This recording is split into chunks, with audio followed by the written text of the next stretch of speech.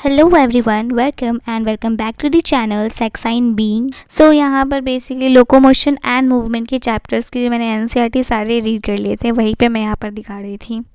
And ये काफ़ी लंबा चैप्टर है बट ये एक्चुअली बायो है तो ये मुझे पसंद है, तो इसमें कोई टाइम मुझे मतलब अच्छा लगा, मतलब लंबा भी है कोई बात नहीं, मैंने कर लिया उसको अच्छे से। एंड सारे डायग्राम भी मैंने अच्छे से पढ़े थे। बट यही अगर फिजिक्स होता और कोई लंबा चैप्टर होता तो मुझसे नहीं होता, बट ये बायोलॉजी था, दैट्स वाई ये मेरे को काफ़ी अच्छे से हो गया। और अब मेरा सिर्फ क्वेश्चंस करने थे एंड डायग्राम आई थिंक बनाना था। सो यहाँ पर मैंने पहले से ही 2 क्वेश्चन लिख लिया था, उसके बाद मैंने कैमरा मतलब ऑन करके आप सभी को दिखाया। और उसके बाद मैंने यहाँ पर ऑफ कैमरा पहले अपने सारे कंप्लीट किए क्वेश्चंस, इंपॉर्टेंट क्वेश्चंस।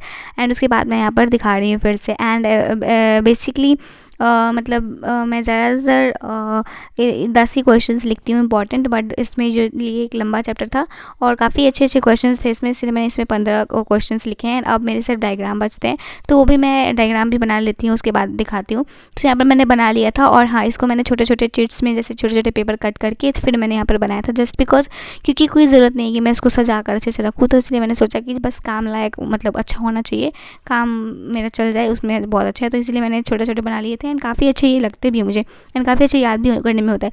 और यहाँ पर आप देख रहे हो कि मैंने आर्म्स के, लेग्स के एंड रिब्स के बहुत सारे नहीं बनाए थे, बिकॉज इसमें बहुत सारे डायग्राम है जो कि मैंने फेयर में बना लिया था ऑलरेडी, तो मैंने सोचा कि क्या करके टाइम पास करना है, चुपचाप जब बना हुआ ही है तो उसी में से पढ़ लेंगे। हाँ, लेकिन एक तरीके से टाइम पास नहीं होता, मेरा प्रैक्टिस ज़्यादा है, बट ऑब्वियसली मेरे पास ज़्यादा टाइम नहीं है अभी ये सब करने के लिए। सो ये सब मैं लास्ट में करूँगी। बाकी मैं यहाँ पर दिखा रही थी कि मैंने स्कल भी बना लिया था, मतलब कि सॉरी मैंने फेस भी बना लिया था, बट फिर भी मैंने दोबारा फेस बनाया था इस छोटे वाले में, यहाँ पर देख सकते हो। बट ये साइड से बनाया था और मैंने सामने से बनाया था, और बाकी ये भी इंपॉर्टेंट था, सो मैंने वो भी बना लिया था जो एक्टिन और मायोसिन का था। सो बुक वाला जो था वो मैंने सिमिलर बनाया था। बाकी रिब और ये सब तो मैंने बनाया ही है फेयर में, तो इसलिए मैंने नहीं बनाया। और ये एक्टिन और मायोसिन वाला इंपॉर्टेंट था। उसके बाद मैंने सोचा कि चलो कुछ खा लेते हैं, तो मम्मी ने बिरयानी बनाया था, मैंने थोड़ा सा ही लिया बिकॉज मुझे ज़्यादा मन नहीं कर रहा था, तो मैंने थोड़ा सा बिरयानी लिया और उसको खाऊंगी मैं। उसके बाद देखूंगी कि क्या पढ़ना है। आई थिंक उसके बाद मैं कोई नया चैप्टर चालू करूँगी, I think, I am not sure. But यहाँ पर मैं दिखा रही थी कि मैंने यहाँ पर अभी जस्ट रखा था लोकोमोशन मूवमेंट वाला जो चैप्टर वो कंप्लीट करके, और मैं यहाँ पर खाने चली गई थी। एंड उसके बाद मैंने यहाँ पर बनाया था उसके ट्रिक। यस, मैंने ट्रिक नहीं बनाया था यानी, तो उसके बाद मैंने ट्रिक बनाया एंड काफ़ी अच्छे ट्रिक थे, मतलब बहुत बहुत अच्छे, मतलब मुझे तो अच्छे से याद हो गया। फिर मैंने यहाँ पर लिख कर याद किया था उसी चैप्टर को, मतलब बहुत कुछ बाकी था, मैंने बताया नहीं। सो बेसिकली अभी मेरा लिख कर मैंने याद किया, पूरा मैंने नहीं लिखा बिकॉज ऑब्वियसली कोई मेरे को यहाँ पर याद था तो उसको मैंने बार बार नहीं लिखा।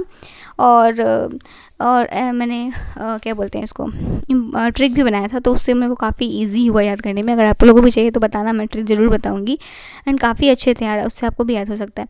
बाकी तो ये मेरा टोटल कंप्लीट हो गया, इसके NCERT read, important questions and उसके बाद मैंने लिख कर याद भी कर लिया एंड डायग्राम भी हो गया। सो उसके बाद मैंने स्टार्ट कर दिया था नया चैप्टर आई थिंक, और ये आई थिंक कौन सा चैप्टर है मुझे, हाँ ये था thermodynamics, I think, I am not sure about that. हाँ, थर्मोडाइनमिक्स था। बट इज़ मैं बताती हूँ क्या होता है।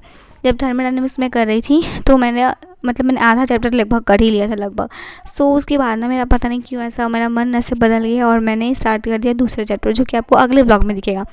और वो जो चैप्टर था वो मैंने उसके नोट्स भी खो दिए थे और मुझे काफ़ी ज़्यादा टेंशन हो गया था, इसी वजह से मेरा ये वाला थर्मोडायनेमिक्स मन नहीं कर रहा था, बिकॉज जब तक मेरे सारे नोट्स कंप्लीट नहीं होते ना, मुझसे कुछ पढ़ाई नहीं होता है। सो बेसिकली जो मेरा चैप्टर था वो वाला जो चैप्टर पीरियोडिक टेबल वाला, मैं बता देती हूँ। तो पीरियोडिक टेबल का जो नोट्स था मेरा वो गुम हो गया और फिर मेरे को मिल ही नहीं रहा था, और मेरे को जब तक पूरा नोट्स कंप्लीट नहीं होता पूरे चैप्टर्स के, उसके बाद में याद करने में मज़ा ही नहीं आता मुझे। तो फिर मैंने क्या किया कि मैंने पीरियोडिक टेबल स्टार्ट कर दिया फिर से, एंड फिर से मैंने नोट्स बनाए, उसके फिर से मैंने पढ़े। बाकी उसका मैंने सब कुछ कंप्लीट कर लिया, अगले वाले व्लॉग में आपको पता चल ही जाएगा।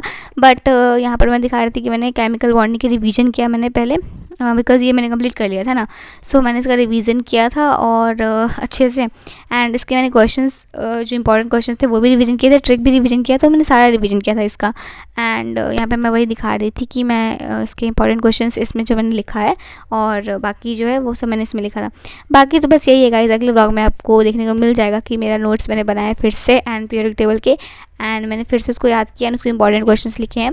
बाकी कोई बात नहीं, मिलती हूँ नेक्स्ट वीडियो में, तब तक के लिए tata bye bye, take care. हाँ, सब्सक्राइब करना मत भूलना, सब्सक्राइब कर देना, बाय बाय, टाटा।